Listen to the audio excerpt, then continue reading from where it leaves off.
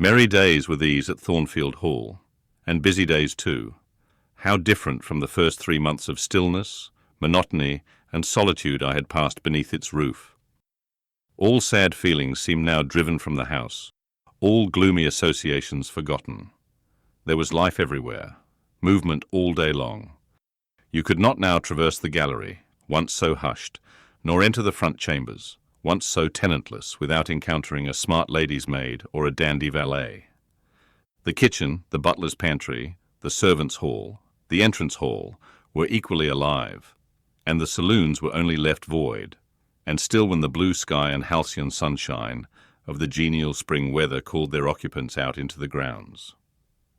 Even when that weather was broken and continuous rain set in for some days, no damp seemed cast over enjoyment.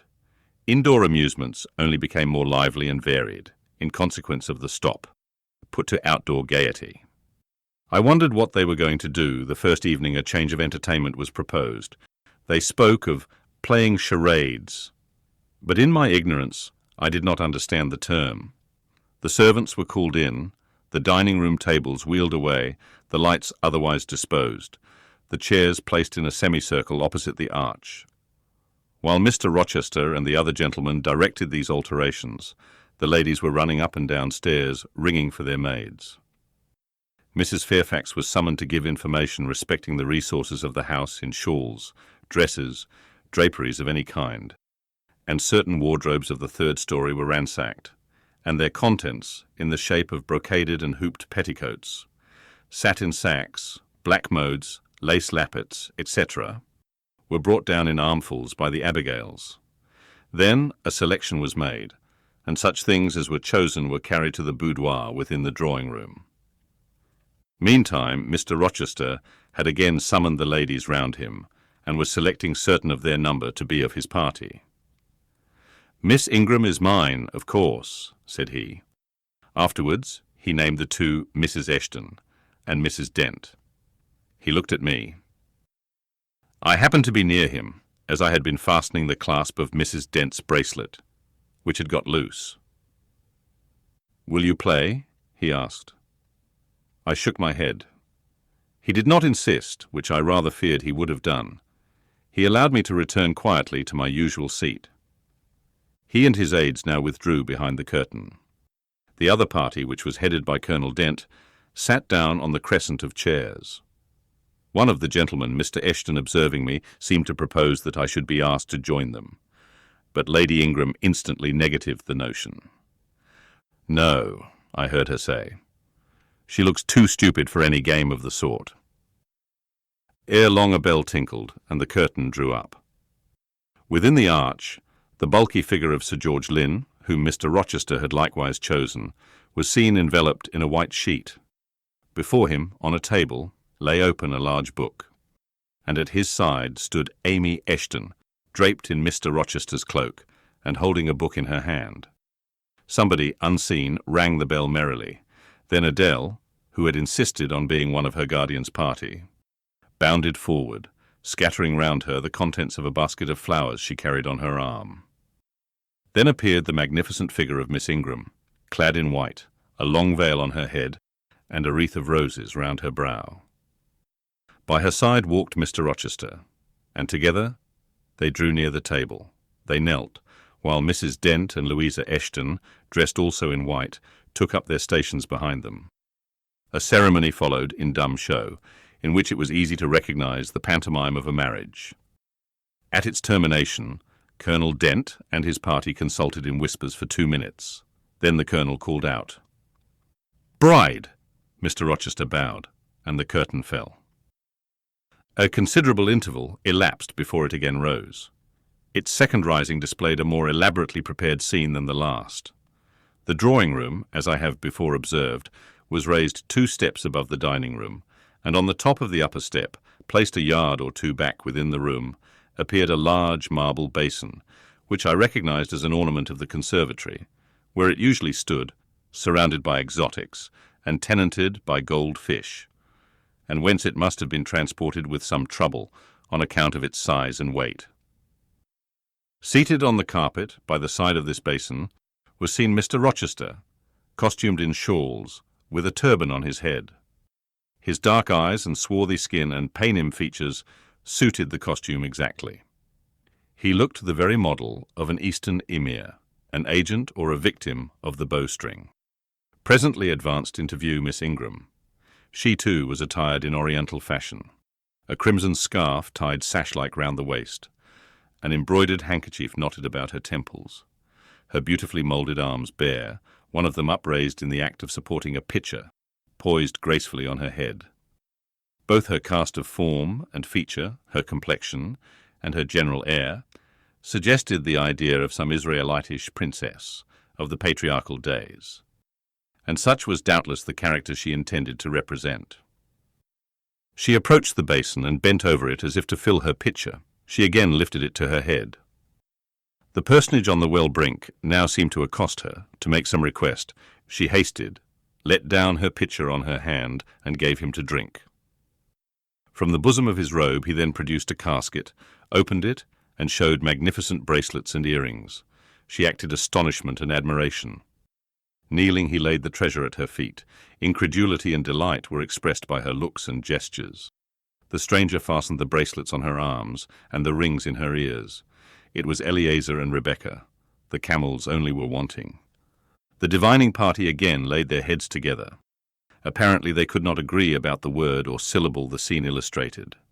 Colonel Dent, their spokesman, demanded the tableau of the whole, whereupon the curtain again descended.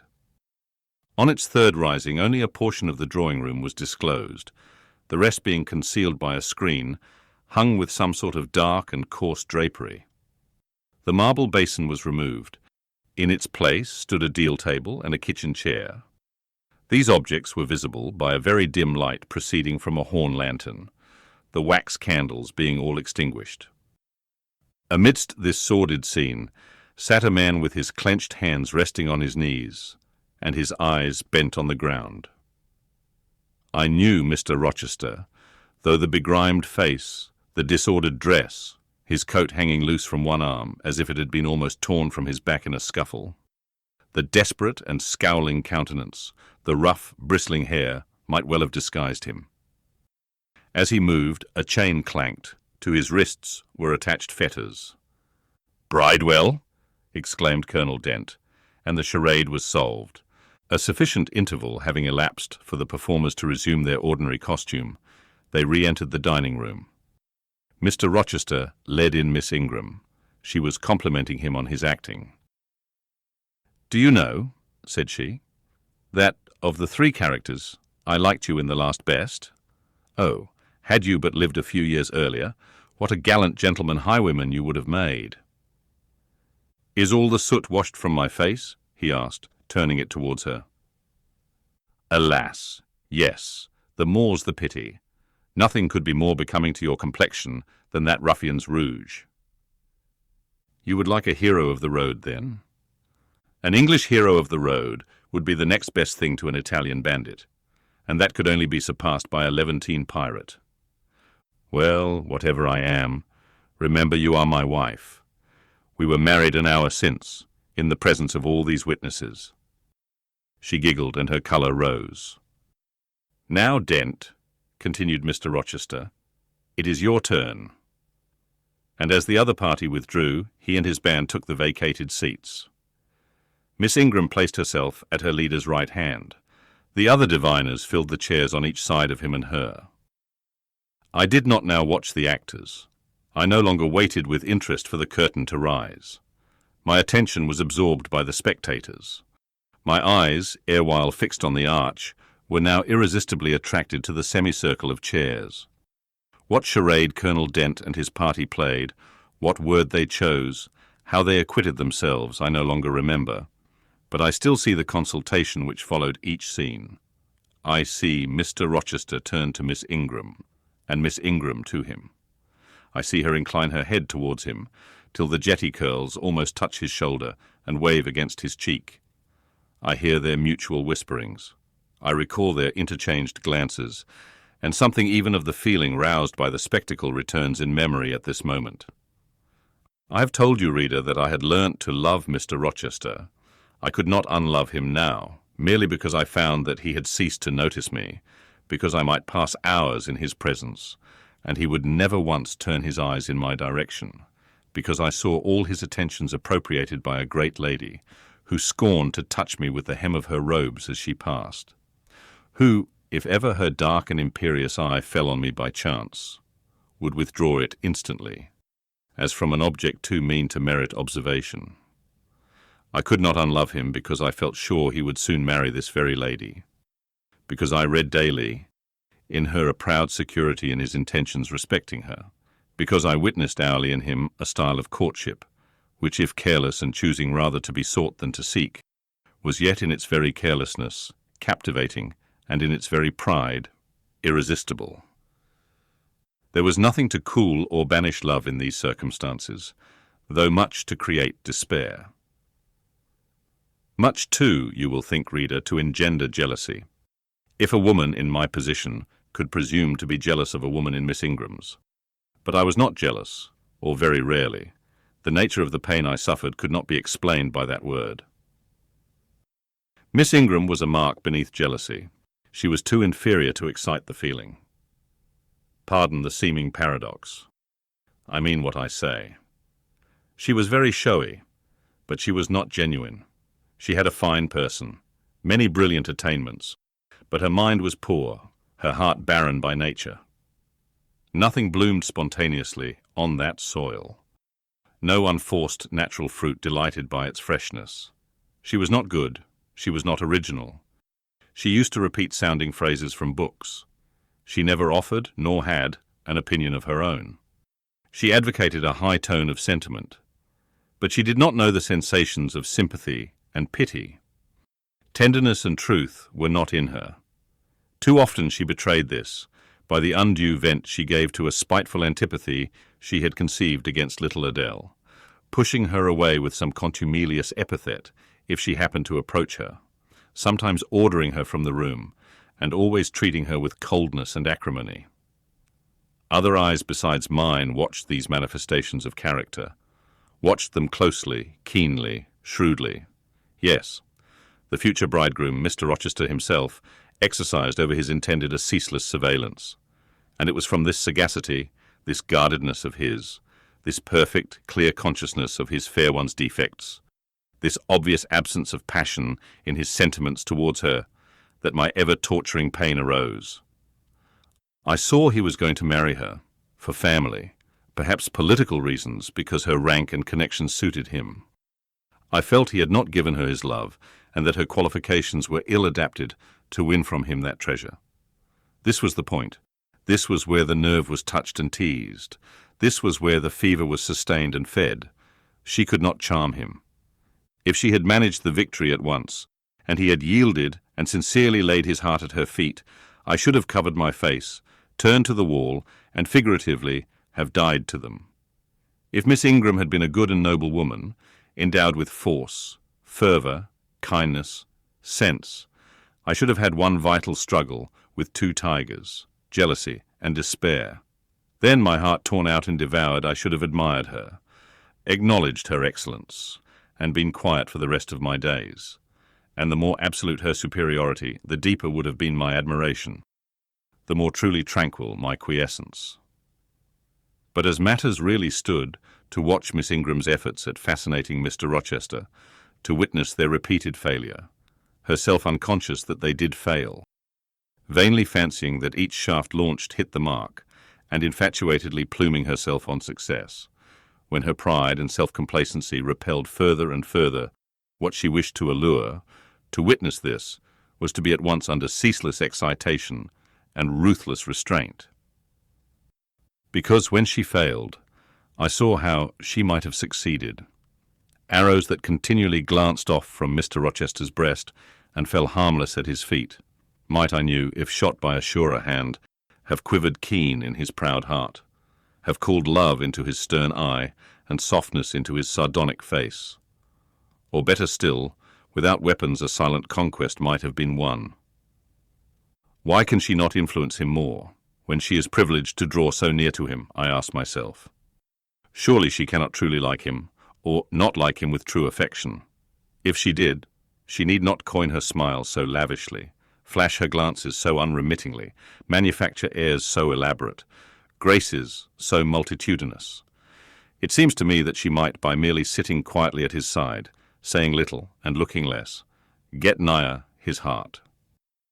I have seen in his face a far different expression from that which hardens it now, while she is so vivaciously accosting him.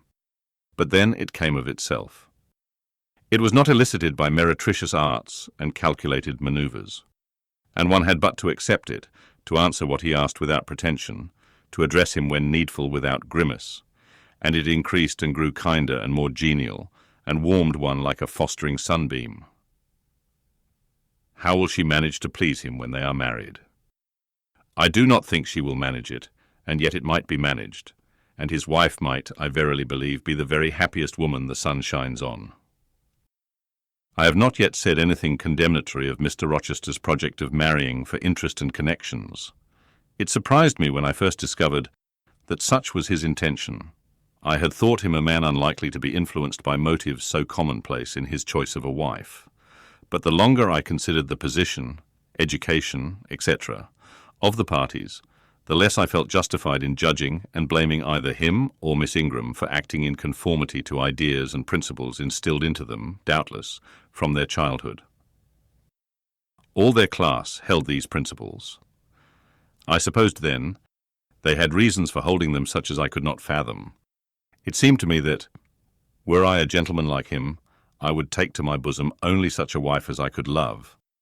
But the very obviousness of the advantages to the husband's own happiness offered by this plan convinced me that there must be arguments against its general adoption, of which I was quite ignorant. Otherwise I felt sure all the world would act as I wished to act. But in other points, as well as this, I was growing very lenient to my master. I was forgetting all his faults, for which I had once kept a sharp lookout.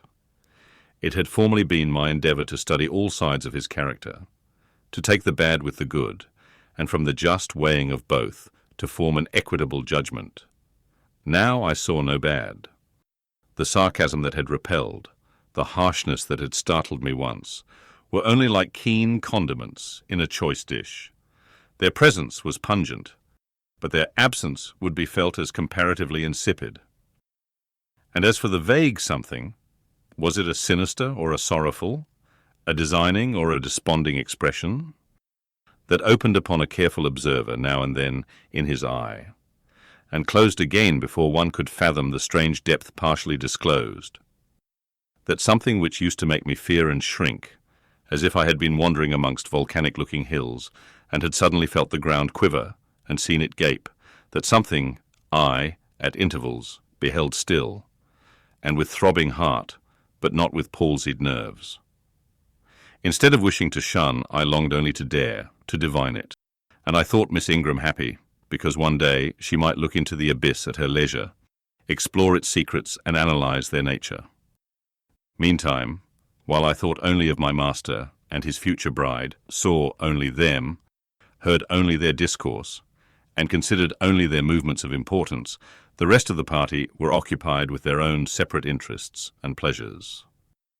The ladies Lynn and Ingram continued to consort in solemn conferences, where they nodded their two turbans at each other, and held up their four hands in confronting gestures of surprise, or mystery, or horror, according to the theme on which their gossip ran, like a pair of magnified puppets. Mild Mrs. Dent talked with good-natured Mrs. Eshton, and the two sometimes bestowed a courteous word or smile on me. Sir George Lynn, Colonel Dent, and Mr. Eshton discussed politics, or county affairs, or justice business. Lord Ingram flirted with Amy Eshton. Louisa played and sang to and with one of the messes. Lynn and Mary Ingram listened languidly to the gallant speeches of the other. Sometimes all, as with one consent, suspended their byplay to observe and listen to the principal actors. For after all, Mr. Rochester, and because closely connected with him, Miss Ingram, were the life and soul of the party. If he was absent from the room an hour, a perceptible dullness seemed to steal over the spirits of his guests, and his re-entrance was sure to give a fresh impulse to the vivacity of conversation. The want of his animating influence appeared to be peculiarly felt one day, that he had been summoned to Millcote on business and was not likely to return till late. The afternoon was wet. A walk the party had proposed to take to see a gypsy camp, lately pitched on a common beyond Hay, was consequently deferred. Some of the gentlemen were gone to the stables. The younger ones, together with the younger ladies, were playing billiards in the billiard room. The dowagers Ingram and Lynn sought solace in a quiet game at cards. Blanche Ingram, after having repelled, by supercilious taciturnity, some efforts of Mrs.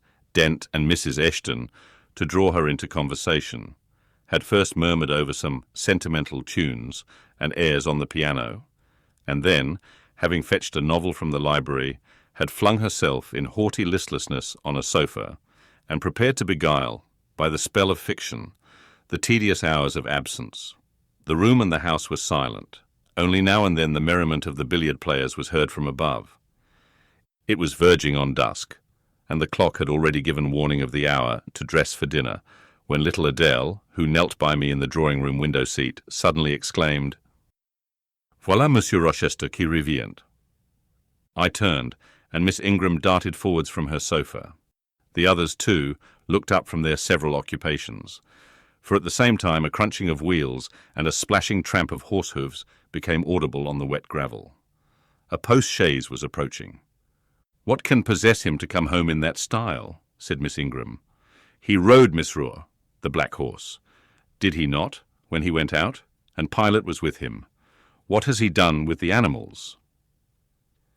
As she said this, she approached her tall person and ample garments so near the window that I was obliged to bend back almost to the breaking of my spine.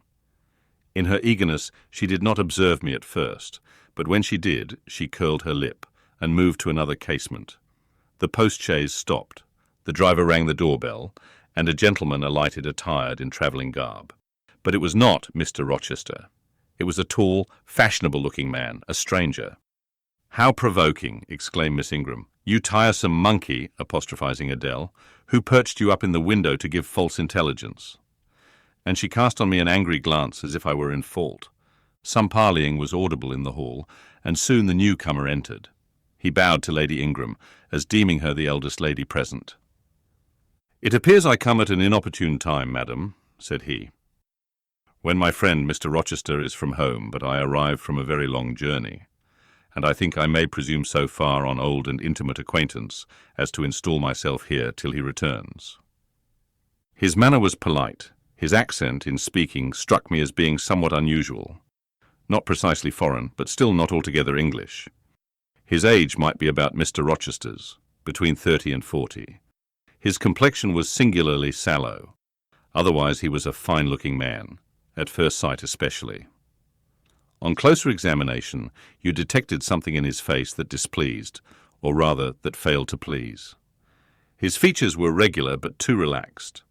His eye was large and well cut, but the life looking out of it was a tame, vacant life. At least so I thought. The sound of the dressing bell dispersed the party. It was not till after dinner that I saw him again. He then seemed quite at his ease, but I liked his physiognomy even less than before. It struck me as being at the same time unsettled and inanimate. His eye wandered, and had no meaning in its wandering. This gave him an odd look, such as I never remembered to have seen. For a handsome and not an unamiable-looking man, he repelled me exceedingly. There was no power in that smooth-skinned face of a full oval shape, no firmness in that aquiline nose and small cherry mouth. There was no thought on the low, even forehead, no command in that blank brown eye. As I sat in my usual nook and looked at him with the light of the girandoles on the mantelpiece beaming full over him, for he occupied an armchair drawn close to the fire and kept shrinking still nearer, as if he were cold, I compared him with Mr. Rochester. I think, with deference be it spoken, the contrast could not be much greater between a sleek gander and a fierce falcon, between a meek sheep and the rough-coated, keen-eyed dog, its guardian. He had spoken of Mr. Rochester as an old friend. A curious friendship theirs must have been. A pointed illustration, indeed, of the old adage that extremes meet. 2 or 3 of the gentlemen sat near him. and I caught at times scraps of their conversation across the room. At first I could not make much sense of what I heard, for the discourse of Louisa Eshton and Mary Ingram, who sat nearer to me, confused the fragmentary sentences that reached me at intervals. These last were discussing the stranger. They both called him a beautiful man. Louisa said he was a love of a creature, and she adored him. And Mary instanced his pretty little mouth and nice nose as her ideal of the charming.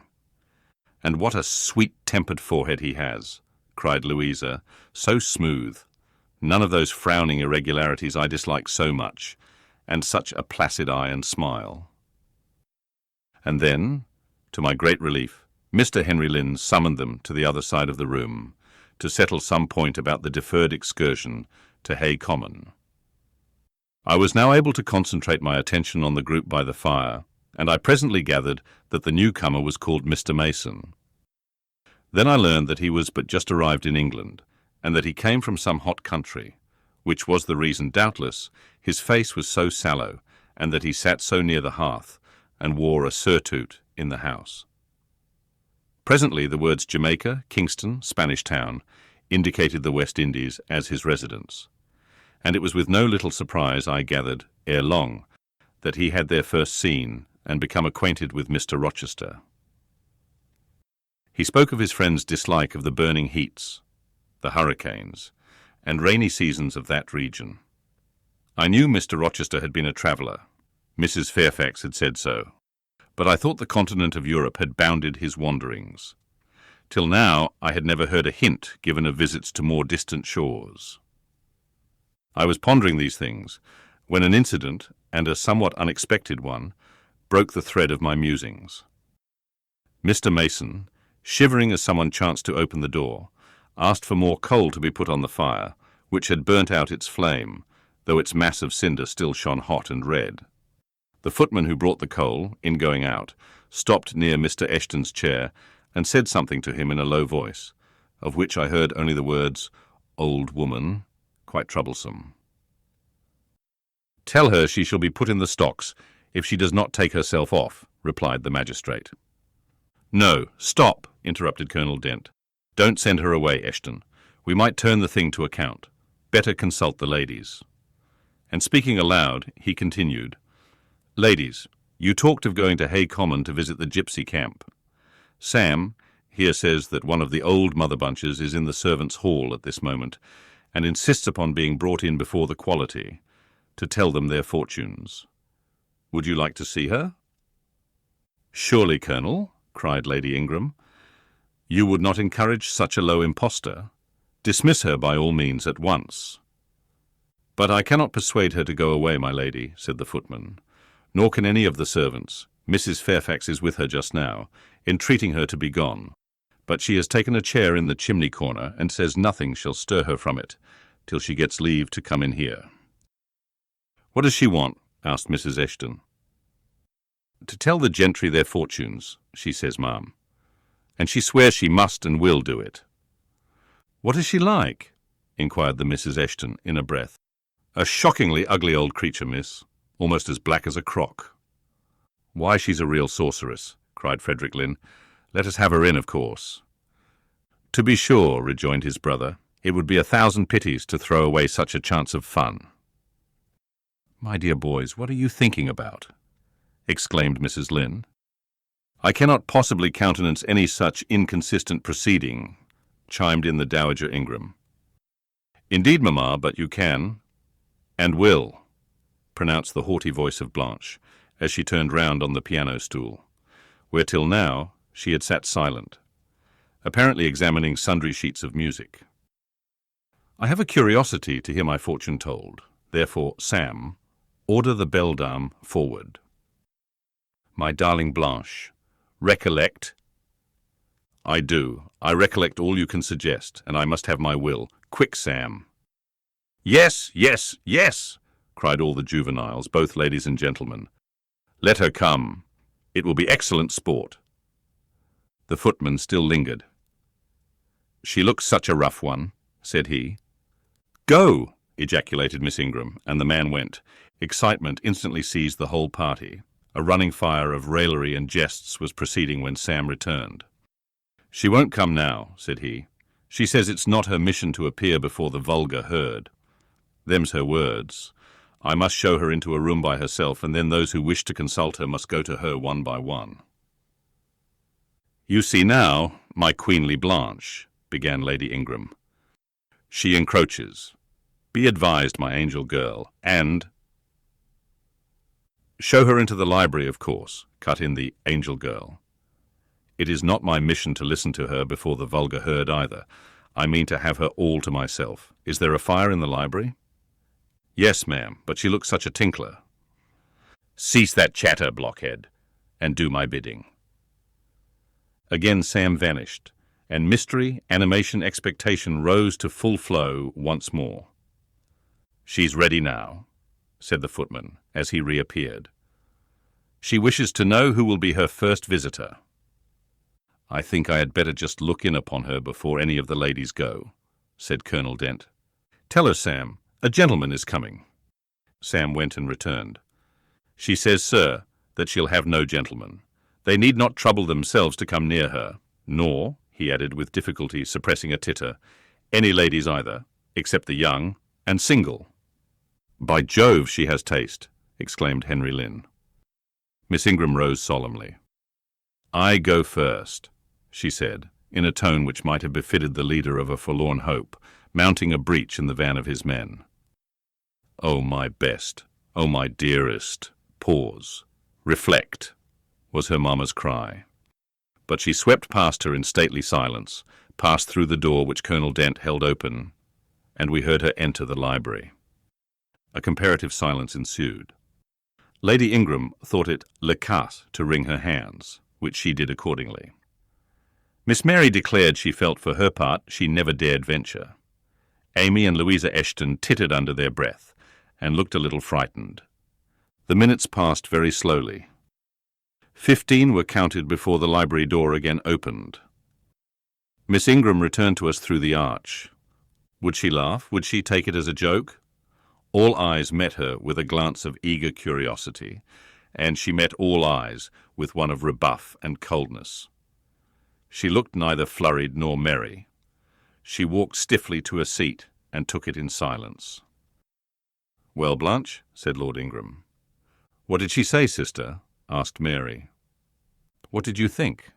How do you feel? Is she a real fortune-teller?" demanded the Mrs. Eshton. Now, good people," returned Miss Ingram, "don't press upon me. Really, your organs of wonder and credulity are easily excited. You seem, by the importance of you all, my good mamma included, ascribe to this matter absolutely to believe we have a genuine witch in the house who is in close alliance with the old gentleman. I have seen a gypsy vagabond. She has practised in hackneyed fashion the science of palmistry and told me what such people usually tell. My whim is gratified, and now I think Mr. Eshton will do well to put the heg in the stocks tomorrow morning, as he threatened." Miss Ingram took a book, leant back in her chair, and so declined further conversation. I watched her for nearly half an hour. During all that time she never turned a page, and her face grew momently darker, more dissatisfied, and more sourly expressive of disappointment. She had obviously not heard anything to her advantage, and it seemed to me, from her prolonged fit of gloom and taciturnity, that she herself, notwithstanding her professed indifference, attached undue importance to whatever revelations had been made her. Meantime, Mary Ingram, Amy, and Louisa Eshton declared they dared not go alone, and yet they all wished to go. A negotiation was opened through the medium of the ambassador Sam, and after much pacing to and fro, till, I think, the said Sam's calves must have ached with the exercise, permission was at last, with great difficulty, extorted from the rigorous Sibyl, for the three to wait upon her in a body. Their visit was not so still as Miss Ingram's had been. We heard hysterical giggling and little shrieks proceeding from the library, and at the end of about 20 minutes they burst the door open and came running across the hall, as if they were half scared out of their wits. "I am sure she is something not right," they cried, one and all. "She told us such things. She knows all about us." and they sank breathless into the various seats the gentleman hastened to bring them. Pressed for further explanation, they declared she had told them of things they had said and done when they were mere children, described books and ornaments they had in their boudoir at home, keepsakes that different relations had presented to them. They affirmed that she had even divined their thoughts, and had whispered in the ear of each the name of the person she liked best in the world, and informed them of what they most wished for. Here the gentleman interposed with earnest petitions to be further enlightened on these two last-named points. But they got only blushes, ejaculations, tremors, and titters in return for their importunity. The matrons, meantime, offered vinaigrettes and wielded fans, and again reiterated the expression of their concern that their warning had not been taken in time. And the elder gentleman laughed, and the younger urged their services on the agitated fair ones. In the midst of the tumult, and while my eyes and ears were fully engaged in the scene before me, I heard a hem close at my elbow. I turned and saw Sam. "If you please, miss, the gypsy declares that there is another young single lady in the room who has not been to her yet, and she swears she will not go till she has seen all. I thought it must be you. There is no one else for it. What shall I tell her?" "Oh, I will go by all means," I answered, and I was glad of the unexpected opportunity to gratify my much excited curiosity. I slipped out of the room, unobserved by any eye, for the company were gathered in one mass about the trembling trio just returned, and I closed the door quietly behind me. "If you like, miss," said Sam, "I'll wait in the hall for you, and if she frightens you, just call, and I'll come in." "No, Sam, return to the kitchen. I am not in the least afraid." Nor was I, but I was a good deal interested and excited.